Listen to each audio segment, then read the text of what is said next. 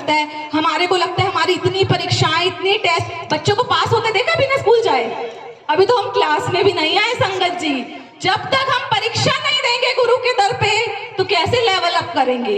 इसलिए संगत जी, जब परीक्षाएं आ रही है शुक्र अदा करो, एक समय आएगा आपको बेअंत खुशियां मिलेंगी, इतनी खुशियां मिलेंगी, आपके गुरुजी खुद आपको दाते देने के लिए आएंगे। इतना विश्वास पक्का कीजिए। मैं मानती हूँ सबकी लाइफ में एक वक्त ऐसा आता है कि सब टूट जाते हैं, पर हमें उस टूटने वाले वक्त में क्या करना है?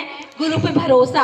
अगर दर्द भी हो रहा है तो सोचना है, बैठे हैं, संभाल लेंगे, मेरी नैया को पार लगाने मेरे गुरु ही आएंगे। संगत जी, मैं एक और साखी शेयर कर रही हूँ कि बहुत सारी संगत के मन में होता है एस्ट्रोलॉजर्स। वो एस्ट्रोलॉजर्स के पास जाती है, एक राजा होते हैं, उनका राज दरबार होता है। राज दरबार में एक साइड ज्योतिष गुरु होते हैं और एक साइड गुरुजी होते हैं। तो वो क्या करते हैं, राजा सबसे पहले मतलब गुरुजी को प्रणाम करते हैं, फिर ज्योतिष को प्रणाम करते हैं, फिर अपना कोई काम स्टार्ट करते हैं। तो ना जो मतलब जो ज्योतिष थे उनके मन में क्वेश्चन आता है कि राजा तुम कोई प्रॉपर्टी खरीदने जाते हो तो तुम मुझसे पूछते हो, आखिर तुम गुरु को प्रणाम क्यों करते हो? गुरु बड़ा कैसे? तो मुझे बताओ कि गुरु बड़ा है या ज्योतिष बड़ा है? तो उन्होंने कहा कि मैं तुम्हें कल इसका आंसर मिलेगा, एक डिब्बी लेकर आऊंगा, उसमें मैं बताऊंगा कि कौन बड़ा है। तो संगत जी, राजा डिब्बी लेकर आते हैं, तो ज्योतिष जो होते हैं वो अपनी पूरी विद्या ज्ञान लगा के उसमें मतलब अपना ध्यान करते हैं, ध्यान करके उसमें से कहते हैं इसमें एक हीरा है। तो वो गुरुजी से पूछते हैं कि गुरुजी इसमें क्या है? तो वो कह रहे हैं जो ज्योतिष कह रहा है वो सही है। तो वो कहते हैं नहीं गुरुजी, आप बताओ इसमें क्या है?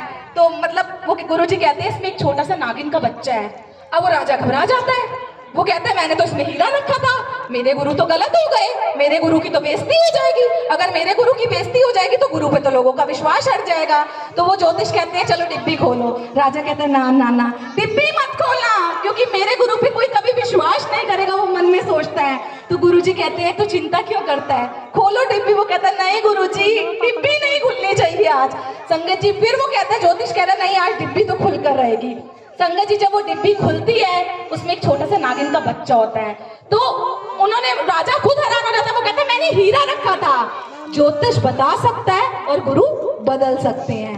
तो हीरे को गुरुजी ने नागिन में कन्वर्ट कर दिया। हम सोचते हैं ना हमारी किस्मत में लिख गया है, नहीं बदलेगा।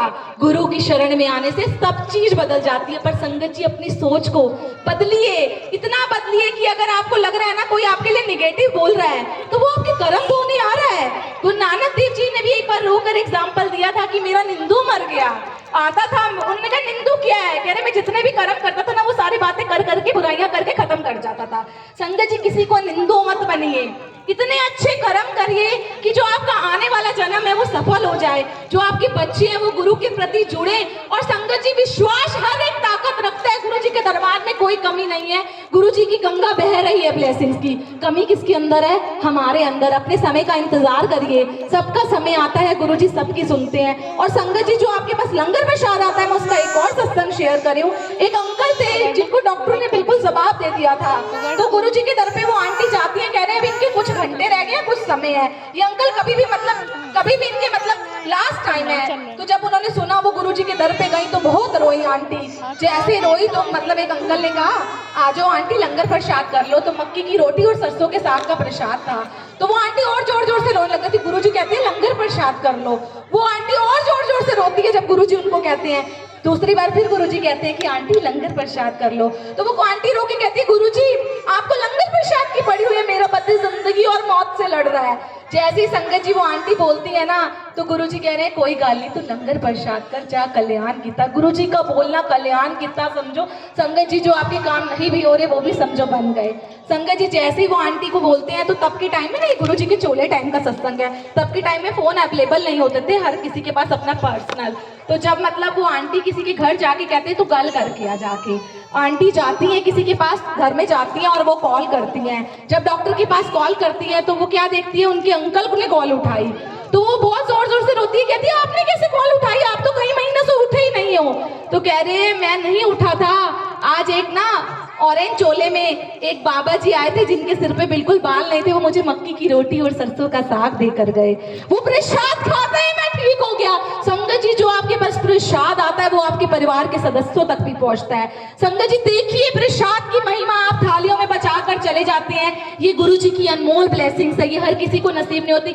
जो परेशान है, आपकी फैमिली में कोई नहीं आ पा रहा, उसके नाम का मंत्र जाप करके उस प्रसाद को खाइए, वो हर एक दुख रोग काटने की शक्ति रखता है। मेरे मालिक संगत जी को इतना ब्लेस करना, सारी संगत जी को इतनी खुशियां देना।